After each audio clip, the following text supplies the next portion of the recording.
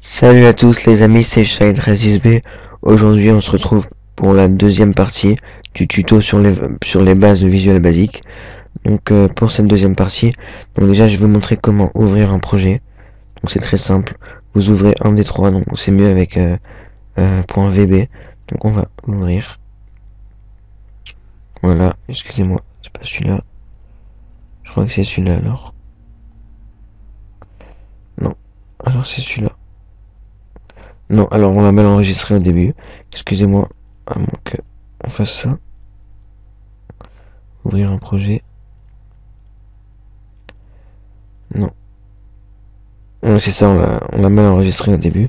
Donc c'est pas grave, je vais recréer le même projet que dans la première partie. Donc c'était comme ça avec deux boutons. Où il y avait marqué afficher un message. On va le faire pareil. Hop. On va marquer quitter. Voilà. On a les deux boutons. Donc aujourd'hui ça va être sur la boîte à outils. Donc les outils principaux pardon. Et sur les propriétés. Donc les propriétés principales aussi. Donc déjà, je sais pas pourquoi j'ai fait ce bouton, ça sert à rien pour l'instant. Donc déjà, les plus importants, donc c'est le bouton, donc qui permet d'appuyer et d'exécuter une commande dès qu'on clique dessus. Ensuite, vous avez la checkbox, donc qui permet de cocher, de décocher, et on peut faire en sorte que par exemple, lorsqu'on appuie sur le bouton va vérifier si la checkbox est cochée, et il va se dire si la checkbox est cochée, alors le logiciel se fermera, et si elle est décochée, le logiciel va rien faire. Donc ça c'est dans les codes, il faut faire ça, mais pour l'instant on est juste aux outils. Donc il y a la checkbox qui est important. Vous avez la combo box aussi, qui est très importante pour afficher plusieurs choses. Donc là, on peut faire en sorte par exemple de mettre 1, 2, 3, 4, 5, 6, 7, 8, 9, 10, ou même jusqu'à 100 par exemple, et on va marquer par exemple âge 2 points, et le bouton va vérifier que si l'utilisateur a plus que 18 ans, le logiciel peut s'ouvrir, et s'il a moins que 18 ans, il peut pas s'ouvrir. Ça aussi c'est dans les codes. Vous avez ensuite, qu'est-ce qu'il y a d'important, Domain Up Down. Donc ça, c'est un peu pareil que la combo box. Vous avez juste à cliquer sur les flèches là, et plusieurs mots vont s'afficher que vous configurez. Un peu comme dans la textbox, on pourra faire en sorte le bouton avec l'âge, etc. Avec l'âge, pardon. Ensuite, très important, vous avez aussi le group box. Donc ça c'est un peu aussi pour l'esthétique. Donc pour faire un peu plus beau, j'en ai utilisé beaucoup dans Virus Maker. Donc vous pouvez rien, il n'y a rien à faire, on peut pas cliquer dessus et tout. Donc c'est juste pour mettre des formes dedans, des outils, pardon, excusez-moi. Donc vous avez la group box qui est importante. Vous avez scroll bar, donc ça on l'utilise presque jamais. Enfin moi personnellement j'ai jamais utilisé. Donc voilà, c'est pour faire ça. Donc un peu comme dans les pages internet, etc. Donc vous avez H, donc ça, le nom de ça là. Quand on clique dessus, on peut le voir en haut à droite. Donc c'est H scroll bar. Donc scroll bar c'est une barre qui se scroll, hein, je sais pas comment dire. Donc H c'est horizontal, donc c'est une barre horizontale. Donc vous avez la même en verticale, elle est à la fin, donc V scroll bar. Voilà. C'est exactement la même, sauf que c'est vertical, pardon. Voilà. Donc ensuite, quelque chose qui est important aussi, vous avez le label. Donc le label c'est pour afficher un texte. On peut rien faire, on peut pas cliquer dessus. Il y a un événement qu'on peut créer où lorsqu'on clique dessus, il y a une commande qui s'exécute. Mais bon, ça ce sera plus tard. Donc c'est juste pour afficher par exemple nom du virus comme j'ai fait dans le Virus Maker. Ou je vais vous montrer Virus Maker, ça va être plus rapide. Hop, hop, hop, hop. Voilà, donc par exemple ça c'est un label. Moi j'ai séparé le label et la checkbox, bon bref. Non voilà, ça c'est un label. Donc du virus, ça c'est un label. Ouais, je peux rien faire, là je clique dessus, ça fait rien du tout. Donc voilà. Donc aussi ça c'est un bouton, mais je l'ai un peu personnalisé. Ça c'est des checkbox, ça et tout ça c'est des radio boutons, comme je l'ai montré dans la première vidéo. Vous avez aussi ça, donc le grand carré là, c'est une group box, donc ça, sauf que j'ai effacé le texte du group box.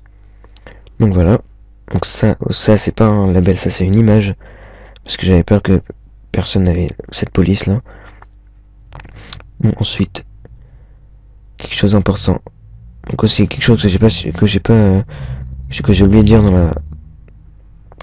dire dans la première vidéo, c'est si par exemple vous avez décidé d'enlever la croix dans le logiciel, vous pouvez pas le fermer. Donc pour le fermer, c'est très simple.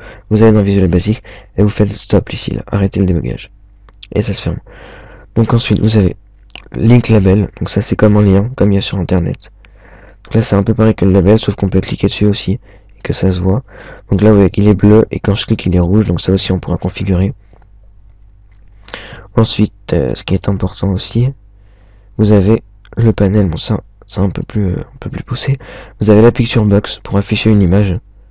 On va la mettre comme ça. On peut voir que là on voit rien parce qu'il n'y a aucune image qu'on a décidé d'afficher. Donc la picture box c'est important pour afficher une image. Vous avez la progress bar. Donc ça aussi c'est très important. Donc c'est la barre de progression. Donc vous savez la petite barre verte qui avance là dans Virus Maker, c'est ça, ce truc là. Quand vous appuyez sur créer le virus, la barre verte avance pour montrer la progression du virus. Et on peut faire en sorte aussi par exemple que quand on appuie sur un bouton, la barre elle va jusqu'à 100% en 10 secondes par exemple. Donc ça c'est pour la progress bar. Vous avez le radio bouton, donc ça je vous l'ai montré, c'est un peu pareil que le checkbox aussi, sauf que le radio bouton, vous pouvez le cocher qu'une fois. Et après vous pouvez pas le décocher. Le seul moyen de le décocher, c'est soit en utilisant une commande, par exemple pour un bouton, soit en cochant une autre radio bouton dont je vais vous montrer. Je vais rajouter un autre radio bouton, voilà, un deuxième. En fait ce sera soit l'un soit l'autre, on peut pas les deux, on peut pas zéro, soit l'un soit l'autre, vous voyez, comme ça. Alors que le checkbox, la même chose, sauf qu'on peut en cocher plusieurs. On peut en cocher 0 si on veut. Voilà, je coche les deux, là j'en coche qu'une, là j'en coche 0. Voilà. Donc on a les radio boutons. Vous avez, alors, donc ça aussi c'est un peu important, mais on verra après. Ça aussi, ça vous connaissez, tab control. Donc ça, il y a presque personne qui s'en sert, mais bon, c'est quand même assez pratique. Je l'ai utilisé dans Virus Maker. C'est dans la fenêtre options. C'est ça, donc général, affichage, signaler un bug ou autre. Donc c'est ça là, ces onglets en fait. Et chaque onglet correspond à une page. Donc voilà, ça c'est pour tab control. Vous avez la textbox, donc ça, j'avais déjà dit, mais bon, vous l'aurez deviné à mon avis. Une textbox où on peut marquer ce qu'on veut dedans. Et on peut faire en sorte aussi par exemple de lorsqu'on appuie sur le bouton, un message s'affiche et le contenu du message sera le contenu de la textbox. Donc voilà. Ensuite, un autre truc important, le timer. Donc le timer c'est un outil un peu spécial parce qu'il s'ajoute pas à la forme, il se voit pas. Donc on va l'ajouter comme ça. Hop, et là vous voyez il y a rien du tout. C'est juste ajouté en bas. Donc c'est un truc qui se voit pas, mais bon c'est un peu compliqué à comprendre pour l'instant quand on vient de commencer en Visual Basic. Donc j'expliquerai tout après. Donc c'est bon pour le timer. Ensuite, après le timer, vous avez la track bar. Ça aussi c'est un peu important, mais bon, moi perso j'utilise jamais presque. Sauf dans le logiciel Make Message Box, je l'ai utilisé, mais bon. Donc voilà, c'est ça là, comme les boutons de volume. Donc voilà, bah, je crois que j'ai fait le tour. Hein. Donc Windows Media Player, normalement vous l'avez pas, moi je l'ai juste rajouté. Je vous montrerai plus tard comment on le rajoute. Donc voilà, ça c'est pour la boîte à outils. Donc si par exemple aussi vous avez sélectionné le bouton et que ce curseur vous gêne et que vous ne pouvez pas sélectionner quelque chose, c'est très simple, vous appuyez sur pointeur. Et là, vous avez la souris qui se sélectionne. Donc voilà, maintenant on va tout supprimer. Donc je sélectionne tout et je fais supprimer. On va d'abord voir les propriétés du bouton, donc c'est un des plus importants. Je vais le mettre en grand pour que vous puissiez bien voir. Donc on commence. Déjà on peut voir que le bouton ça fait rien. Donc c'est normal parce qu'on n'a pas mis de commande, mais bon, c'est pas ça que je voulais vous montrer, excusez-moi. Donc on sélectionne le bouton, on va dans les propriétés. Pour être bien sûr qu'on modifie les propriétés du bouton, on voit bouton 1 et bouton 1 ici. Donc c'est le bouton 1 qui est sélectionné. Donc vous avez important name. Donc déjà un truc qui est super important à savoir, c'est que ne pas confondre name qui est bouton 1 et le texte qui est bouton 1 aussi. Le texte c'est ce qui va s'afficher dans le bouton et le name c'est le nom du bouton. Donc on pourra mettre par exemple dans le name on pourra mettre bonjour. Et bonjour ne s'affichera pas ici, ce sera juste un nom.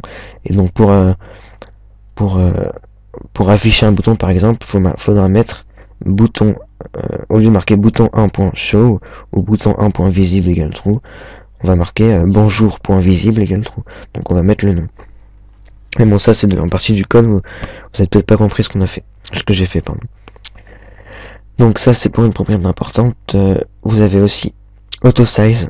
Donc ça auto size c'est auto, donc automatique, size la taille, donc ça va faire une taille automatique. Donc si je la mets à true, en fait le bouton va s'adapter en fonction de la taille. Mais je peux plus le réduire là. Il va s'adapter en fonction du texte qu'il y a dedans, pardon. Et donc voilà, en fait, je vais vous montrer d'abord. C'est par exemple, je crée un nouveau bouton. Voilà, je mets si je mets pas auto size par exemple et que le texte je le mets beaucoup, voilà, hop. En fait, on va pas voir tous les Z, il manque encore beaucoup. Hop. Par contre, si je mets auto size à true, ici, hop, le bouton, la taille du bouton va se redimensionner par rapport au texte. Voilà. Donc, voilà, pour le bouton, pour les propriétés. Il y en a encore, alors, vous avez back color, donc back arrière-plan color, la couleur d'arrière-plan. Donc là c'est contrôle.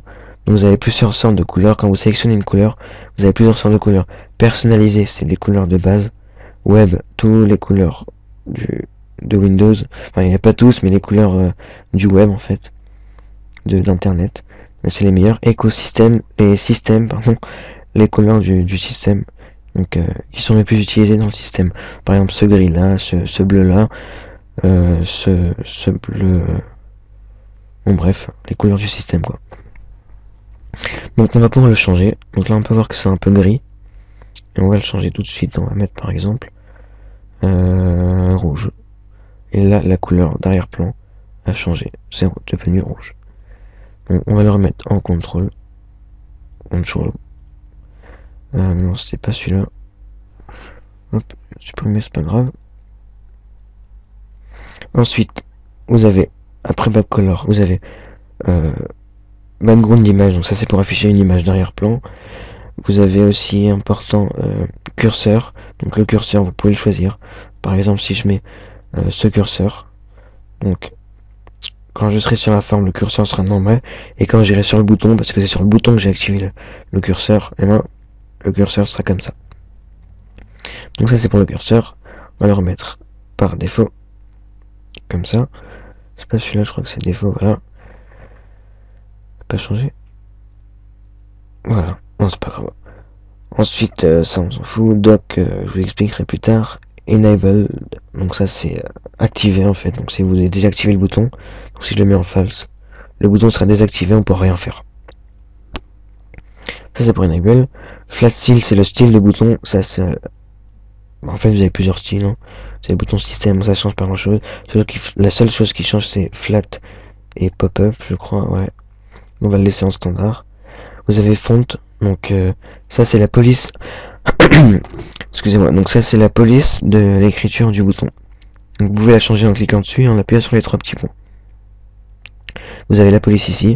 On va mettre par exemple la police de Minecraft. Je crois que je l'ai pas rajouté. On va pas rajouter celle-là par exemple. Vous avez en gras et là vous avez la taille. Vous avez barré, souligné. On va mettre souligné par exemple et vous faites OK. On attend un peu et voilà. Donc bouton 1. Bon là par contre on comprend rien.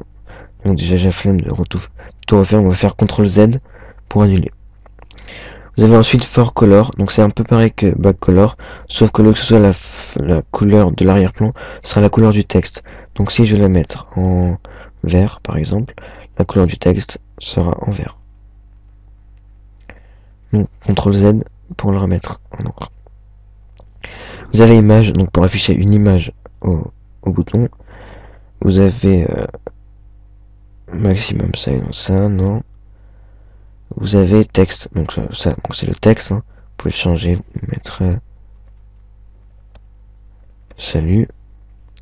Ensuite vous avez l'alignement du texte, donc texte aligne. Donc middle center, donc c'est en plein centre en fait. Et là vous choisissez, donc si vous le mettre en haut à gauche, vous faites comme ça, et le texte va en haut à gauche. Ensuite vous pouvez aller, je sais pas, en bas ici par exemple, mais moi je vais laisser au centre. Et ensuite, le dernier important, c'est visible, donc visible. Donc true, donc là le bouton est visible, et si vous le mettez à false, le bouton n'est plus visible. Donc voilà, ça c'est pour les boutons, parce que c'était important les propriétés du bouton. Donc je vais vous montrer les propriétés de la forme, qui est très important aussi. Donc name, je vous ai expliqué tout à l'heure. Vous avez non, ça non. Auto size, ça c'est un peu pareil que le bouton, mais bon c'est pas tout à fait la même chose. Vous avez back color, je vous ai expliqué aussi, donc c'est la fenêtre d'arrière-plan, hein. La couleur d'arrière-plan, donc je peux mettre par exemple gris comme ça par exemple. Donc CTRL Z. Vous avez background d'image et background d'image layout, ça aussi je vous expliquerai plus tard. Donc le background d'image, donc c'est pour ajouter une image d'arrière-plan. Vous avez control box, donc ça c'est très intéressant. Donc control box, c'est les contrôles de la fenêtre en fait. Et les contrôles de la fenêtre, c'est ces trois boutons. Si vous la mettez à true, les trois boutons vont s'afficher. Si vous la mettez à false, les trois boutons vont se désactiver. Donc là vous voyez qu'on peut pas fermer la fenêtre. Donc pour arrêter le débloquage, très simple, vous appuyez ici. Donc ça c'est pour control box, on va le remettre à true. Curseur, donc c'est pareil que pour le bouton, sauf que là quand vous changez le curseur va s'afficher à toute la forme. Et pas qu'un outil. Donc voilà. Voilà, enabled. Donc ça aussi c'est pareil que le bouton. Quand vous mettez à false, vous pouvez pas utiliser la fenêtre. En fait, tous les outils qu'il y aura dedans et seront désactivés en fait. Font, donc ça c'est pareil. Tout le texte que vous allez rajouter dans la police sera comme ça. For color, pareil. Tout le texte que vous rajoutez, tous les textes que vous allez rajouter, la police sera comme ça. Donc on va tester. For color, on va mettre je sais pas, bleu par exemple, comme ça. Et donc quand on rajoute un bouton, le for color du bouton sera bleu. Donc ça c'est pour le for color, CTRL Z, CTRL Z, CTRL Z. Et encore CTRL Z, voilà. Ensuite, form border style, donc ça c'est très important. C'est que, vous voyez, quand je démarre le débugage, là je peux redimensionner la fenêtre. Je peux faire ce que je veux avec, je peux l'agrandir, je peux faire comme ça, etc. Et bien quand vous sélectionnez la forme, vous allez dans form border style, vous pouvez modifier ça. Donc déjà sizeable, donc c'est que vous pouvez redimensionner, et fixed, donc fixed, donc c'est que vous pouvez pas redimensionner. Donc none, donc ça, il n'y a pas de bord, pas de bord, on peut rien faire. Ensuite vous avez fixed single, donc c'est un type de fenêtre fixé qu'on ne pourra pas modifier, on pourra pas modifier la taille, mais on pourra faire ici, appuyer sur maximum box. Bon, je vais expliquer comment régler ça après. Et ensuite vous avez plusieurs autres, un fichier 3D pour afficher la forme en 3D, fichier dialogue, sizeable. Un que j'aime beaucoup, c'est Fixed Tool Windows. C'est une petite fenêtre comme ça. Là j'aime beaucoup, j'aime bien, c'est sympa. Donc voilà, nous on va le laisser par défaut qui est sizeable. Icône, donc pour voir qu'une icône en haut à gauche elle s'affiche. Donc ici vous pouvez la changer en appuyant sur les trois petits points et en sélectionnant une icône. Ensuite, ça non. Alors maximum box. Maximum box, donc c'est le bouton maximiser, donc qui est ici. Donc si vous le mettez à false, le bouton sera désactivé et on ne pourra plus cliquer dessus. Mais voilà, on ne pourra pas cliquer dessus. Ensuite, pareil pour minimum box, quand vous le mettez à false, le bouton sera désactivé, on ne pourra plus cliquer dessus, et comme les deux sont désactivés, alors les deux boutons disparaissent. Ensuite, je vais vous montrer quelque chose. Par exemple, si vous avez un bouton qui est comme ça,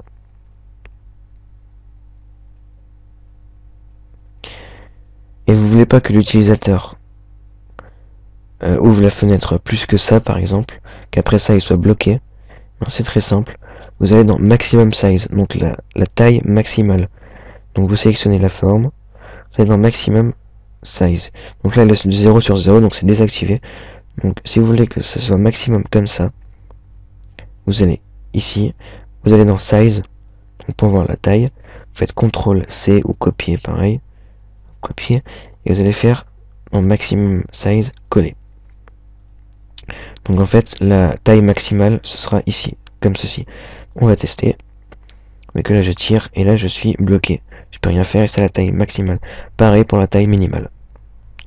On va la laisser 0 sur 0. Pareil pour minimum size. Opacité, donc l'opacité de la fenêtre. Donc par exemple si je la mets à 50%, l'opacité sera à 50% et on va la voir à moitié. Vous voyez, on voit un peu à travers. Après quand vous mettez à 0%, on voit presque plus rien. Enfin on voit plus rien en fait. Excusez-moi, je dis que de la merde là. Oula, excusez-moi. Bon, vous avez l'opacité, vous avez show icon donc pour afficher l'icône ou non, et vous avez show in taskbar. Donc ça c'est très important aussi. Donc vous voyez que quand j'ouvre la fenêtre, elle s'affiche sur la barre des tâches ici. Et donc s'affiche ici. Si vous voulez la cacher sur la barre des tâches, donc show in taskbar, vous mettez à false. Donc pour ceux qui comprennent pas l'anglais, donc show in taskbar c'est affiché dans la barre des tâches. Donc là j'ai mis à false. Et donc rien ne s'affiche dans la barre des tâches. Donc je vais le remettre à true. Donc size, c'est comme je vous l'expliquais tout à l'heure. Start position. Donc vous pouvez voir que quand je lance le logiciel, elle démarre dans les positions aléatoires qui est plutôt vers en haut à gauche. Hop, vous voyez, là elle apparaît ici, là elle apparaît un peu plus bas. Si je veux qu'elle apparaisse toujours tout le temps au même endroit, ou par exemple tout le temps centré, donc center screen, hop, et elle s'affiche tout le temps au centre. Si je veux qu'elle s'affiche tout le temps au même endroit, donc je vais dans manuel. Et elle va s'afficher tout le temps au même endroit en haut à gauche. On va la laisser sur Windows Default Location. Direct Text, c'est le texte qui s'affiche ici et non le nom comme j'ai expliqué tout à l'heure. Ensuite vous avez Topmost, ça aussi c'est pas mal. Que vous voyez que quand je lance le logiciel, donc la fenêtre s'affiche ici et quand je veux travailler sur une autre fenêtre, donc par exemple sur Visual Basic, j'appuie dessus et la fenêtre disparaît. En fait elle est derrière la fenêtre Visual Basic. Si je veux que mon logiciel soit toujours devant, donc dans Topmost on va mettre True. Et là mon logiciel est toujours devant, même si j'appuie sur Visual Basic, il sera toujours devant. Je peux ajouter, je peux ouvrir une page internet, il sera toujours là. Donc Topmost pareil. Donc voilà. Et Windows State, donc c'est minimized, donc c'est le logiciel va se lancer minimisé donc dans la barre des tâches, et maximized, le logiciel va se lancer en maximisé. Donc voilà. Donc c'est à peu près tout pour les propriétés et les outils. Je vous expliquer un peu les outils principaux et les propriétés principales. Après c'est à vous de voir. Hein. Vous pouvez aussi lever ce truc là et vous appuyez sur chaque propriété. Vous explique très bien ce que c'est. Donc voilà, c'était Shine Resist B pour la deuxième partie des bases de Visual Basic. J'espère que ça vous a plu. Je fais tout de suite la troisième partie et donc on se retrouve plus tard pour de nouvelles vidéos. Salut!